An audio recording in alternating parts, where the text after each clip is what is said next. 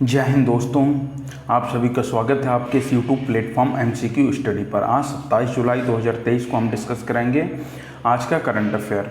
आप जानते हैं कि हम डेली का करंट अफेयर आपको अपडेट करते हैं। आप हमारे यूट्यूब चैनल के में जाकर आप देख सकते हैं। इसके अलावा हम आपको इस समय डेली बिहार की एक क्विज डालते हैं 25 से 30 क्वेश्चन का, जो BPSC जो टीचर्स की भर्ती निकली उसके लिए बहुत इंपॉर्टेंट है, और बिहार PCS या बिहार में आने वाली अन्य जो भर्तियां हैं उनके लिए बहुत इंपॉर्टेंट है। बिहार स्पेशल क्विज रहता है और एक यूपी स्पेशल क्विज भी हमने लॉन्च कर दिया है, तो आपको यूपी स्पेशल क्विज भी आपको मिल जाएगा। यूपी की सभी भर्तियों के लिए आपके लिए मोस्ट इम्पॉर्टेंट है। इसके अलावा हम एक GK क्विज लगभग रोज़ अपडेट करते हैं, या एक दिन छोड़ एक दिन अपडेट होता ही है, तो आप इस पर भी जाकर देख सकते हैं। तो ये आपके जो अन्य भर्तियां हैं, जो भी चाहे BPSC की हों, चाहे MPPSC की हों, चाहे UP PSC की हों, उत्तराखंड PSC की हों, राजस्थान PSC की हों, ये सब के लिए है GK क्विज। तो आप इसमें भी आकर इस वाले में भी आप प्लेलिस्ट में जाकर देख सकते हैं। और दोस्तों, इसके अलावा हम टॉपिक वाइज करंट अफेयर भी अपडेट करते हैं और ट्रेंडिंग टॉपिक्स की वीडियो भी लेकर आते हैं। और जैसे किसी का अगर बर्थडे किसी दिन होता है तो उसको भी वीडियो लेके आते हैं। जैसे आज हम लेके आएंगे APJ अब्दुल कलाम जी के बारे में। तो दोस्तों, अब हम शुरू करते हैं आज का करंट अफेयर। लेकिन उससे पहले जो हम रोज़ आपको बताते हैं कि आज के दिन क्या हुआ था। तो 27 जुलाई 1939 को CRPF की स्थापना हुई थी। CRPF का full form central reserve police force जो होती है। CRPF की स्थापना कब हुई थी? आज ही के दिन 27 जुलाई को 1939 में इसकी स्थापना हुई थी। और CRPF की अगर बात करें तो CRPF का मुख्यालय कहाँ पर है? CRPF का मुख्यालय हमारे देश भारत की राजधानी नई दिल्ली में है। और CRPF किसके अंडर में आती है? CRPF जो आती है होम मिनिस्ट्री के अंडर में आती है, मतलब गृह मंत्रालय के अंडर में CRPF आता है। इसके अलावा नेक्स्ट पर चलते हैं। अरे हाँ, CRPF के जो DG है उनको बारे में बताना भूलूंगा। CRPF के जो DG यानी डायरेक्टर जनरल, हिंदी में कहा जाए तो महानिदेशक हैं डॉक्टर सुजाय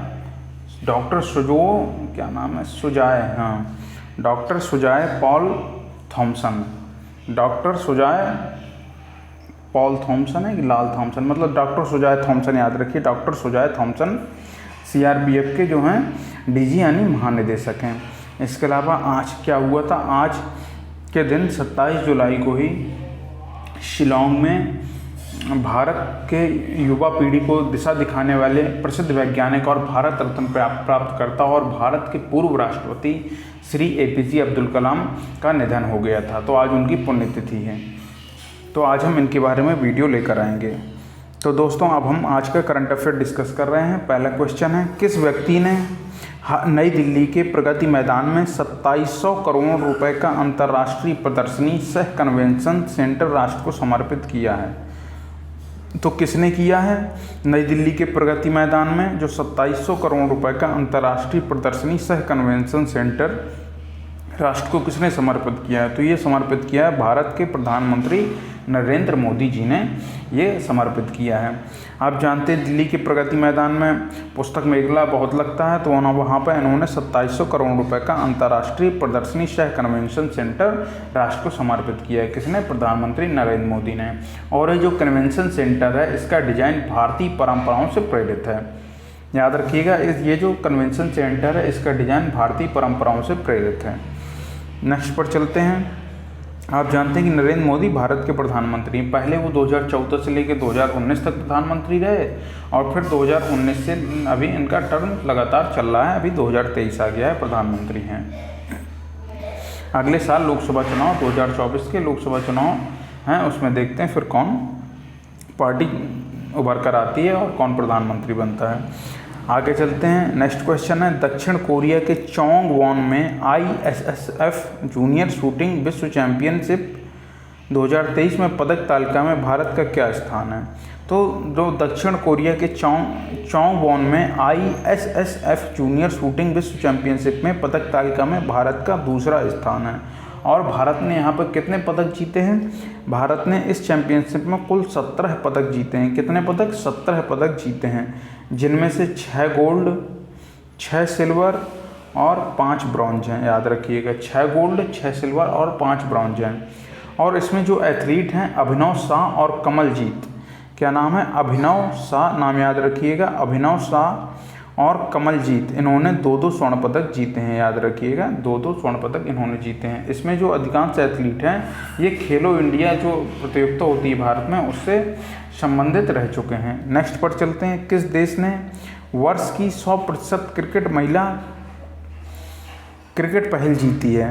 तो ये जो है देश की वर्ष की 100% क्रिकेट महिला क्रिकेट पहल जो जीती है ये नाइजीरिया ने जीती है। ये किसके तहत पुरस्कार दिए जाते हैं? ये आईसीसी विकास पुरस्कार दिए गए हैं। आईसीसी विकास पुरस्कार 2022 दिए गए हैं। उसके तहत वर्ष की 100% क्रिकेट महिला क्रिकेट पहल ये जो जीती है ये नाइजीरिया ने जीती है, याद रखिए। किसके कौन से पुरस्कार के तहत इस श्रेणी में दिए गए? आईसीसी विकास पुरस्कार 2022 दिए गए। उसके तहत वर्ष की 100% क्रिकेट महिला क्रिकेट पहल जो है वो जीती है नाइजीरिया ने। नेक्स्ट पर चलते हैं। साओ टोम और प्रिंसिपे में भारतीय राजदूत के रूप में किसे नियुक्त किया गया है? साओ टोम और प्रिंसिपे में भारतीय राजदूत के रूप में नियुक्त किया गया, उनका नाम है दीपक मिगलानी। दीपक मिगलानी जी को साओ टोन और प्रिंसिपे में भारतीय राजदूत के रूप में नियुक्त किया गया है, याद रखिएगा। दीपक मिगलानी जी क्या हैं? आईएसएफ ऑफिसर हैं, आईएसएफ नहीं आईएफएस ऑफिसर हैं, इंडियन फॉरेन सर्विस।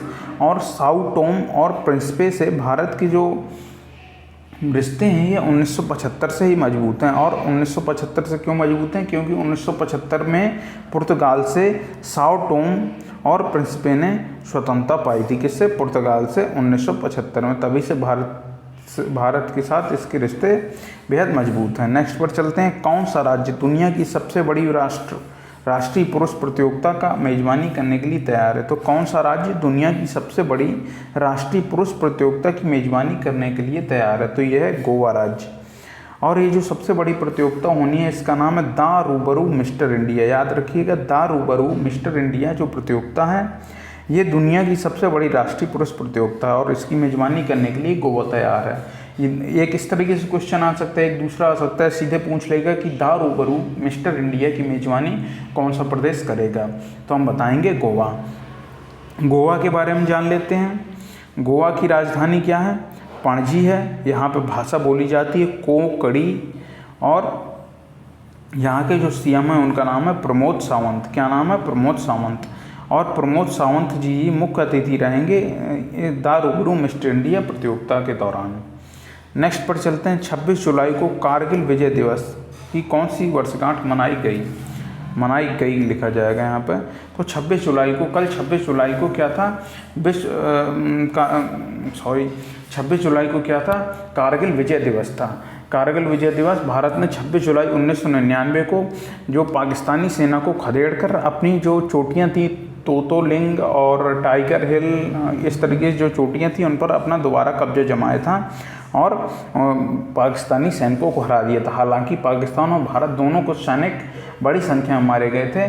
भारत के लगभग 527 जवान शहीद हुए थे जबकि पाकिस्तान के लगभग 700 से 750 जवान शहीद हुए थे और ये लगभग 2 महीने युद्ध चला था। नेक्स्ट पर चलते हैं।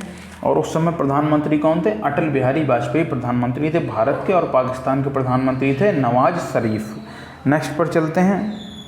जुलाई 2023 में उत्तर प्रदेश सरकार द्वारा डॉक्टरों की सेवानिवृत्ति की आयु कितनी बढ़ा दी गई है?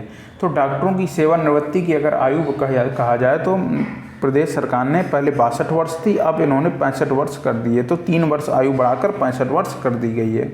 ये इसलिए ऐसा किया गया है क्योंकि प्रदेश में भारी संख्या में डॉक्टरों की कमी है। प्रदेश में जो डॉक्टरों के पद कितने स्वीकृत हैं? 19,000 पद स्वीकृत हैं और लगभग 14,000 ही डॉक्टर कार्यरत हैं वर्तमान में, यानी लगभग 5,000 जो डॉक्टर हैं उनके पद खाली हैं। नेक्स्ट पर चलते हैं। हाल ही में भारतीय रिजर्व बैंक ने राष्ट्रीय सहकारी बैंक पर प्रतिबंध लगा दिए हैं। इसका मुख्यालय किस स्थान पर स्थित है? तो जो राष्ट्रीय सहकारी बैंक हैं उस पर जो प्रतिबंध लगा दिए गए हैं इसका मुख्यालय स्थित है मुंबई में। तो आरबीआई ने राष्ट्रीय सहकारी बैंक पर प्रतिबंध क्या लगाया है कि इसमें जो निकासी की सीमा है उसे 50,000 रुपये कर दिया है। क्या किया है? निकासी की सीमा जो है राष्ट्रीय सहकारी बैंक में किसी भी खाते से निकासी की सीमा कितनी कर दी है? 50,000 रुपये कर दी है। और इसका मुख्यालय, राष्ट्रीय सहकारी बैंक का मुख्यालय कहाँ है? मुंबई। मुंबई के बारे में तो आप जानते ही हैं कि भारत की आर्थिक राजधानी है, आर्थिक राजधानी के नाम से मशहूर। वैसे महाराष्ट्र राज्य की राजधानी है और महाराष्ट्र के जो इस समय सीएम हैं वो हैं एकनाथ शिंदे जी। और उप मुख्यमंत्री अगर कहा जाए डिप्टी सीएम तो इस समय अजीत पवार जी बने हुए हैं। नेक्स्ट पर चलते हैं। जुलाई 2023 में आईएमएफ ने भारत की 2023 जीडीपी वृद्धि का अनुमान कितना बढ़ा दिया है? तो 2023 में आईएमएफ ने भारत की 2023 जीडीपी वृद्धि का अनुमान बढ़ाकर 6.1% कर दिया है। कितना कर दिया है? 6.1% कर दिया है, याद रखिएगा। नेक्स्ट पर चलते हैं। तकनीकी वस्त्रों के लिए मानकों और विनिमयों पर 6वें राष्ट्रीय सम्मेलन का आयोजन किसने किया है? तो जो तकनीकी वस्त्रों के लिए मानकों और विनिमयों पर 6वें राष्ट्रीय सम्मेलन का आयोजन किसने किया? तो आप समझ जाएंगे वस्त्र से संबंधित हैं तो कपड़ा मंत्रालय या वस्त्र मंत्रालय ने इसका आयोजन किया है, याद रखिएगा। अब आप लोग कमेंट पे बताइए कि भारत के वर्तमान में वस्त्र मंत्री यानी कपड़ा मंत्री कौन है। नेक्स्ट पर चलते हैं। हाल ही में राष्ट्रीय आम दिवस कब मनाया गया? हमने आपको बताया था कि राष्ट्रीय आम दिवस कब मनाया गया? 22 जुलाई को राष्ट्रीय आम दिवस मनाया जाता है, हमने आपको बताया था। इसके अलावा 12 जुलाई को क्या मनाया जाता है? 12 जुलाई को मनाया जाता है अंतर्राष्ट्रीय मलाला डे। और 18 जुलाई को मनाया जाता है अंतर्राष्ट्रीय नेल्सन मंडेला डे। और इसके अलावा 14 जुलाई 2023 को क्या हुआ था? 14 जुलाई 2023 को क्या हुआ था? वो चंद्रयान 3 भारत ने लॉन्च किया था। 1 जुलाई को जीएसटी डे और 1 जुलाई को ही राष्ट्रीय चिकित्सक दिवस मनाया जाता है। 4 जुलाई को क्या मनाया जाता है? अमेरिका का स्वतंत्रता दिवस। तो इन सबको याद रखिएगा क्योंकि एग्जाम में बार बार आते रहते हैं। नेक्स्ट पर चलते हैं। हाल ही में किस राज्य के मुख्यमंत्री ने ग्रामीण आवास न्याय योजना शुरू की है? कौन सी योजना? ग्रामीण आवास न्याय योजना शुरू की है। तो ये छत्तीसगढ़ के मुख्यमंत्री ने ग्रामीण आवास न्याय योजना शुरू की है। छत्तीसगढ़ के बारे में जान लेते हैं। छत्तीसगढ़ के जो मुख्यमंत्री हैं उनका नाम क्या है? छत्तीसगढ़ के मुख्यमंत्री का नाम है भूपेश बघेल। भूपेश बघेल नाम है और ये भारतीय राष्ट्रीय कांग्रेस से बिलोंग करते हैं। और छत्तीसगढ़ की राजधानी कौन सी है? रायपुर है। छत्तीसगढ़ जो है सन 2000 में मध्य प्रदेश से कटकर अलग हुआ था। नेक्स्ट पर चलते हैं। हाल ही में अमेरिकी इतिहास में शीर्ष नौसैनिक अधिकारी बनने वाली पहली महिला कौन है? तो अमेरिकी इतिहास में जो शीर्ष नौसैनिक अधिकारी बनी हैं ये बनने वाली पहली महिला हैं लिजा बेटी। लिजा बेटी जो हैं अमेरिकी इतिहास में शीर्ष नौसैनिक बनने वाली पहली महिला बनी है। कौन बनी है? लिजा बेटी, याद रखिएगा। नेक्स्ट पर चलते हैं। हाल ही में आरबीआई ने किस राज्य में स्थित यूनाइटेड इंडिया कोऑपरेटिव बैंक का लाइसेंस रद्द कर दिया है? रद्द लिखा होगा यहाँ पर, रद्द कर दिया है। तो आरबीआई ने उत्तर प्रदेश राज्य में स्थित यूनाइटेड इंडिया कोऑपरेटिव बैंक का लाइसेंस रद्द कर दिया है। और ये जो है यूपी के बिजनौर ज़िले के नगीना में स्थित है। ये जिस बैंक का लाइसेंस रद्द किया गया है ये यूपी के बिजनौर जिला पड़ता है। बिजनौर के नगीना नामक जगह पर स्थित है, नगीना नामक स्थान पर स्थित है ये बैंक जिसका लाइसेंस रद्द किया गया। नेक्स्ट चलते हैं। नेक्स्ट क्वेश्चन पर चलते हैं। हाल ही में वित्त मंत्री निर्मला सीतारमण ने कहाँ जीएसटी भवन का उद्घाटन किया है? तो जीएसटी भवन का जो उद्घाटन किया निर्मला सीतारमण ने ये इन्होंने किया अगरतला में। अगरतला आप जानते हैं कहाँ पर है? अगरतला जो त्रिपुरा की राजधानी है और त्रिपुरा के वर्तमान में सीएम कौन है? माणिक साहा वर्तमान में त्रिपुरा के सीएम हैं, याद रखिएगा। माणिक साहा वर्तमान में त्रिपुरा के सीएम हैं। नेक्स्ट पर चलते हैं। हाल ही में केविन मिटनिक का निधन हुआ, वे कौन थे? तो केविन मिटनिक जो थे वो प्रोफेशनल हैकर थे, मतलब जो हैकर थे कुल मिलाकर। आप जानते हैं कंप्यूटर को हैक किया जाता है, कंप्यूटर हैकर थे एक तरीके से। और इनका निधन हुआ हाल ही में। ये लगभग 59 वर्षीय थे इनका हाल ही में निधन हो गया। नेक्स्ट पर चलते हैं। हाल ही में आर.के. सिंह ने कहाँ 14वीं स्वच्छ ऊर्जा एक मिनट फिर से पढ़ते हैं इस क्वेश्चन को। हाल ही में आर.के. सिंह ने कहाँ 14वीं स्वच्छ ऊर्जा मंत्री स्तरीय बैठक की अध्यक्षता की है? तो जो आर.के. सिंह हैं इन्होंने 14वीं स्वच्छ ऊर्जा मंत्री स्तरीय बैठक की अध्यक्षता कहाँ की है? गोवा में की है। आप जानते हैं गोवा के बारे में। गोवा की राजधानी है पणजी, भाषा है कोंकणी और यहाँ के मुख्यमंत्री हैं प्रमोद सावंत। और ये 1961 में किससे आज़ाद हुआ था गोवा? पुर्तगालियों से आज़ाद हुआ था। नेक्स्ट पर चलते हैं। हाल ही में नामग्या खम्पा को किस देश में भारत का अगला राजदूत नियुक्त किया गया है? तो नामग्या खम्पा जो हैं भारत के अगले राजदूत नियुक्त किए गए किस देश में?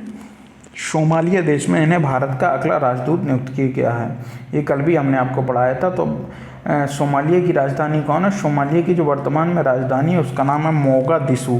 तो याद रखिएगा, नामग्या खम्पा को भारत का राजदूत नियुक्त किया गया है सोमालिया देश में। नेक्स्ट पर चलते हैं। हाल ही में किस राज्य ने एकल उपयोग प्लास्टिक को चरणबद्ध तरीके से बंद करने का निर्णय लिया है? आप जानते हैं प्लास्टिक से बहुत ही पर्यावरण प्रदूषण फैल रहा है। तो किस राज्य सरकार ने एकल उपयोग प्लास्टिक को, ऐसा प्लास्टिक जो एक ही बार यूज हो सकता है, उसको चरणबद्ध तरीके से बंद करने का निर्णय लिया है? तो ये असम राज्य सरकार ने इसका ऐसा निर्णय लिया है। तो असम के बारे में जान लेते हैं। असम की राजधानी क्या है? दिसपुर। यहाँ के जो सीएम है हेमंत बिश्वा शर्मा नाम है, और यहाँ के जो राज्यपाल हैं उनका नाम है जगदीश मुखी। याद रखिएगा, हम आपको कई बार बता चुके हैं। और एक बात और याद रखिएगा हेमंत बिश्वा शर्मा के बारे में कि वो ऑल इंडिया बैडमिंटन जो फेडरेशन होता है, मतलब और हाँ, बैडमिंटन को जो भारतीय संघ है उसके वो अध्यक्ष हैं। इसे याद रखिएगा। नेक्स्ट पर चलते हैं। हाल ही में भारत और किस देश ने नवीकरणीय ऊर्जा क्षेत्र में सहयोग समझौते पर हस्ताक्षर किए हैं? तो भारत और किसने किए हैं? भारत और श्रीलंका ने नवीकरणीय ऊर्जा के क्षेत्र में सहयोग समझौते पर हस्ताक्षर किए हैं। श्रीलंका के बारे में आप सभी जानते हैं, जयवर्धनेपुरा कोट्टा और कोलंबो राजधानी है। जयवर्धनेपुरा कोट्टा क्या है? विधायी राजधानी है, और कोलंबो कार्यकारी और न्यायिक राजधानी है। इसके अलावा श्रीलंका के जो राष्ट्रपति हैं रानिल विक्रमसिंघे उनका नाम है। और अब आप बताइए कि श्रीलंका के प्रधानमंत्री कौन है? हमने आपको कई बार बताया, आप लोग कमेंट सेक्शन में छाप दीजिएगा। नेक्स्ट पर चलते हैं। हाल ही में किस राज्य सरकार ने 1 लाख रुपए तक के ब्याज मुक्त फसल ऋण शुरू किया है? तो 1 लाख रुपए तक का ब्याज मुक्त फसल ऋण जो शुरू किया है, ये किया है ओडिशा राज्य सरकार ने। ओडिशा के बारे में जानते हैं। ओडिशा की राजधानी है भुवनेश्वर। ओडिशा के मुख्यमंत्री कौन है? ओडिशा के मुख्यमंत्री हैं नवीन पटनायक जी, और ओडिशा के राज्यपाल हैं वर्तमान में गणेशी लाल जी। नवीन पटनायक जी किस पार्टी से बिलोंग करते हैं? बीजू जनता दल से करते हैं। इसके अलावा ओडिशा ने एक पहल और चलाई है, 1 लाख रुपए तक का कम ब्याज पर ये स्कूटर के लिए लोन दिलवाएंगे। ये भी याद रखिएगा। स्कूटर लोन के लिए अगर बात आए तो 1 लाख रुपए तक का जो लोन दिलवाएगी वो भी ओडिशा सरकार ही है। नेक्स्ट पर चलते हैं। हाल ही में आईसीसी विश्व कप 2023 के ब्रांड एम्बेसडर कौन बने हैं? तो आईसीसी विश्व कप 2023 के जो ब्रांड एम्बेसडर बने हैं उनका नाम है शाहरुख खान। आप जानते हैं शाहरुख खान क्या है? एक भारतीय अभिनेता है, और इन्हें किंग खान के नाम से भी जाना जाता है। और ये जो विश्व कप होना है 2023 में सितंबर और अक्टूबर के माह में होगा, और ये कहाँ पे खेला जाएगा? भारत में ही ये विश्व कप खेला जाएगा।